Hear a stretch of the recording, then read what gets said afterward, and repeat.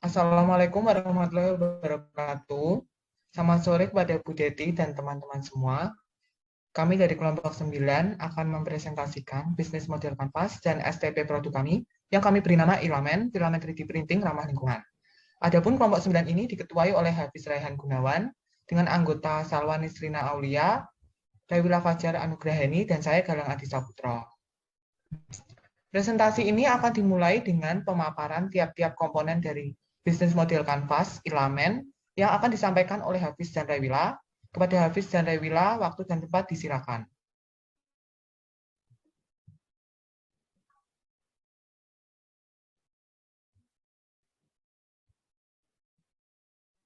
Ya, jadi untuk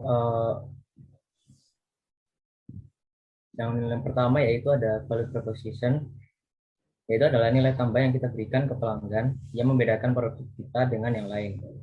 Nah, untuk value proposition elemen ini adalah produk filamen ramah lingkungan karena kita menggunakan daur ulang botol plastik bekas. Selanjutnya, biaya produksinya bisa lebih murah karena bahan bakunya lebih terjangkau. Poin ketiga yaitu proses produksi dilakukan secara lokal, sehingga lebih murah dibandingkan produk impor. Yang kedua, ada customer saya itu individual atau kelompok yang dapat kita bantu untuk menyelesaikan masalah mereka melalui produk yang kita jual. Jadi untuk segmen yang kita pilih pastinya berhubungan dengan 3D printing. Jadi customer-nya ada 3D printing hobbyist, kemudian ada pemilik jasa 3D printing, kemudian ada lab di universitas, pengguna 3D printing di bidang pendidikan seperti di SMP, SMA, dan seterusnya. Kemudian ada customer relationship, yaitu menjelaskan bagaimana hubungan antara perusahaan kita dengan customer yang ingin kita layani. Jadi pertama kita ada hubungan dengan pelanggan yang berpotensi, di mana kita menawarkan diskon untuk pembelian grosir, khususnya untuk pemilik usaha 3D printing. Selanjutnya memberikan loyalty point pada pelanggan yang sudah ada. Ini merupakan bentuk hubungan yang dapat mempertahankan pelanggan yang sudah ada untuk membeli produk kami kembali. Kemudian ada call center, jadi merupakan sarana feedback pelanggan untuk memberikan masukan produk kita. Untuk channels, yaitu media yang kita gunakan untuk agar value proposition yang kita berikan itu bisa tersampaikan. Jadi channelnya ada e-commerce. Kita memilih e-commerce karena sistem pembayarannya yang terpadu. Kemudian ada sosial media untuk meningkatkan awareness produk kami. Dan ada distributor sebagai wholesaler dan melalui website. Baik, selanjutnya untuk poin kelima, yaitu key activities, di mana pada bagian ini terdapat apa saja kegiatan yang akan kami lakukan untuk menjalankan bisnis kami. Nah, pada bagian ini terdapat pembersihan botol plastik sebelum dia masuk ke proses pengolahan. Kemudian untuk proses pengolahannya sendiri itu ada dua, yaitu dari botol plastik bekas menjadi biji plastik, dan dari biji plastik menjadi filamen. Kemudian dilakukan quality control produk, di mana dilakukan proses pengecekan dan juga memastikan bahwa produk akhir telah memenuhi persyaratan dan standar kualitas yang telah kami tetapkan sebelumnya. Dan yang terakhir, kegiatan pemasaran, yang mana melalui webinar dan juga pembagian flyer. Setelah itu, untuk poin ke-6, yaitu key resources, di mana pada bagian ini merupakan sumber daya yang digunakan pada bisnis kami. Yaitu terdapat botol plastik bekas yang merupakan material utama dalam bisnis ini. Lalu ada mesin pengolah botol plastik bekas menjadi biji plastik, dan pengolah biji plastik menjadi filamen. Lalu ada pekerja sebagai sumber daya manusia yang melakukan aktivitas pada bisnis ini, dan juga yang terakhir yaitu listrik sebagai sumber energi untuk menjalankan mesin pada proses pengolahan. Selanjutnya, poin yang ke-7 yaitu key partners, yang merupakan hubungan antara bisnis ini dengan pihak-pihak eksternal supaya bisnis ini dapat berjalan dengan baik. Di sini kami membangun relasi kepada pengumpul botol plastik bekas, lalu ada distributor bidang 3D printing, dan juga supplier biji plastik grosir.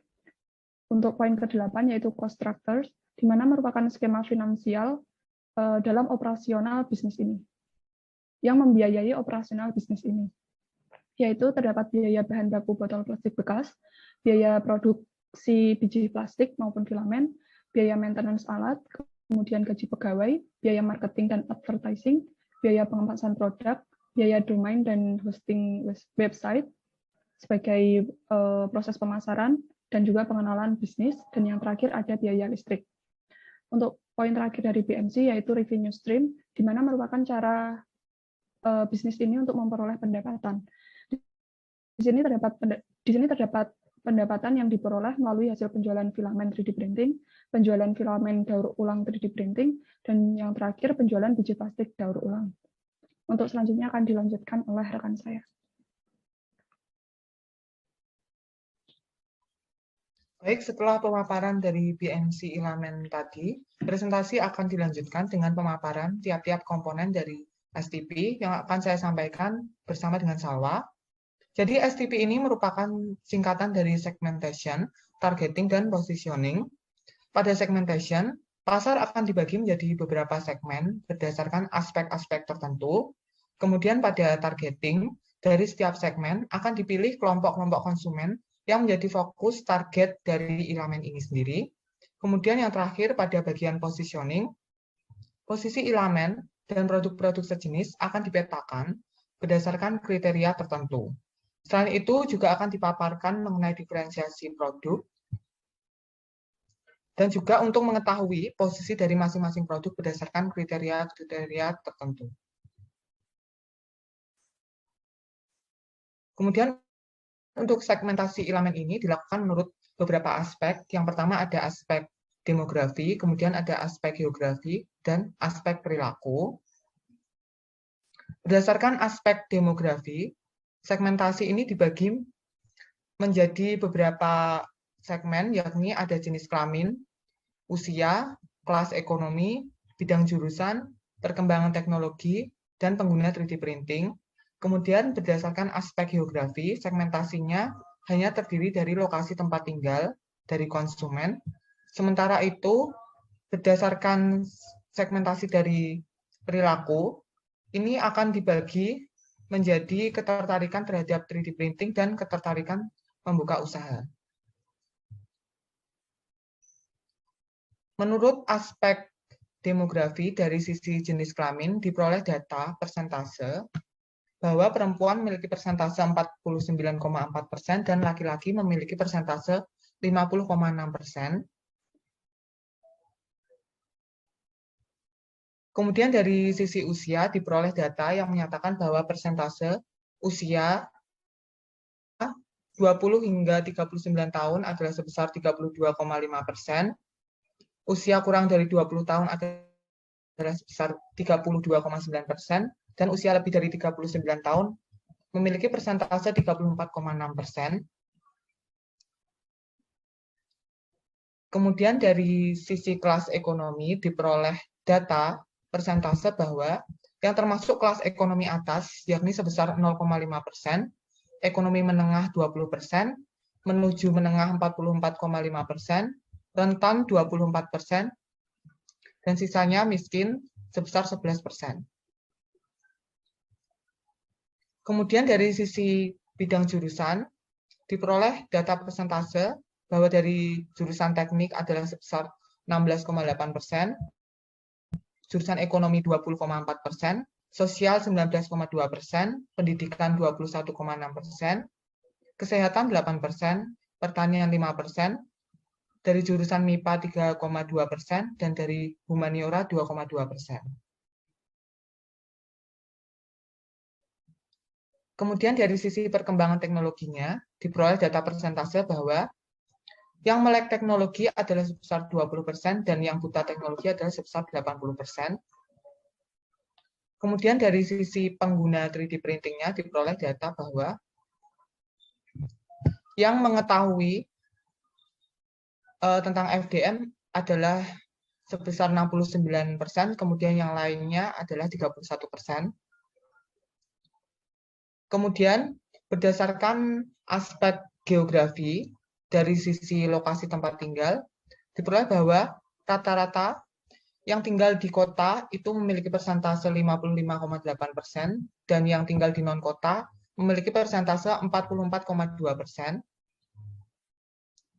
Kemudian dari aspek perilaku, berdasarkan sisi ketertarikan terhadap 3D printing, di sini diperoleh hasil persentase bahwa yang tertarik terhadap 3D printing adalah sebesar 38,7%, sementara yang tidak tertarik adalah sebesar 61,3%. Kemudian dari sisi ketertarikan untuk membuka usaha, diperoleh data persentase bahwa yang tertarik untuk membuka usaha adalah sebesar 66%, sementara yang tidak tertarik untuk membuka usaha adalah sebesar 34%.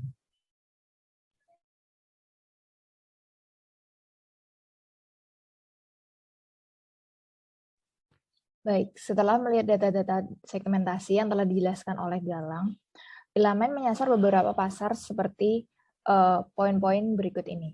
Yang pertama adalah jenis kelamin laki-laki. Mengapa kami menyasar jenis kelamin laki-laki? Karena dominan Ilamen ini dikhususkan untuk teknologi, di mana laki-laki lebih tertarik dengan yang namanya perkembangan teknologi. Meskipun begitu, tidak menutup kemungkinan kalau kita juga memasarkan kepada perempuan. Selanjutnya adalah usia 20 hingga 39 tahun.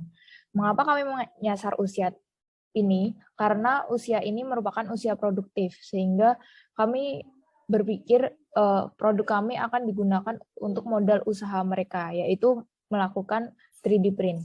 Selanjutnya yaitu kelas ekonomi menuju menengah ke atas. Kenapa kami menggunakan kelas ekonomi menuju menengah ke atas? Karena 3D print ini memiliki modal yang cukup besar.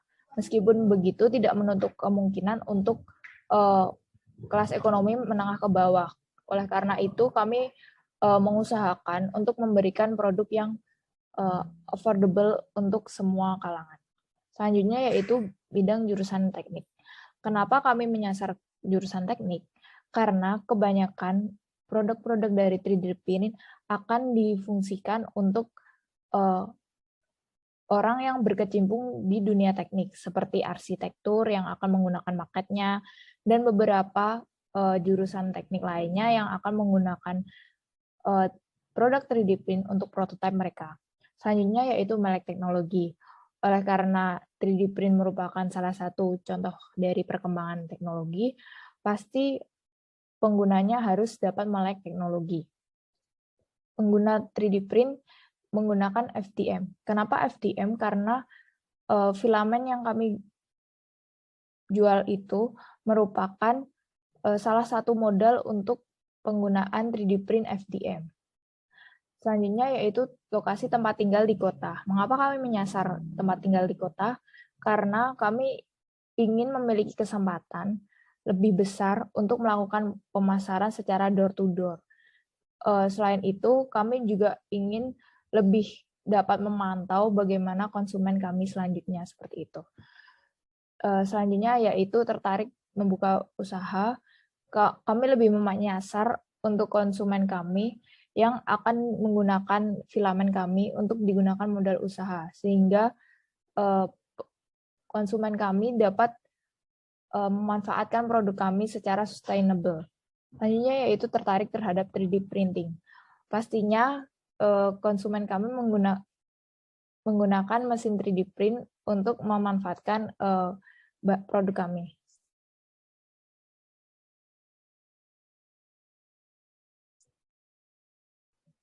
Baik, ini merupakan positioning dari produk-produk kami. Yang pertama itu yang Max. Ilamen Max itu berasal dari bahan-bahan yang asli dari biji plastik. Jadi semuanya hampir sama dengan filamen-filamen lainnya yang berasal dari produk-produk pesaing lainnya. Untuk Ilamen Max sendiri hanya dapat dijual secara grosir, sehingga pembeli harus membelinya dengan jumlah yang sangat besar. Selanjutnya yaitu Ilamen Pro.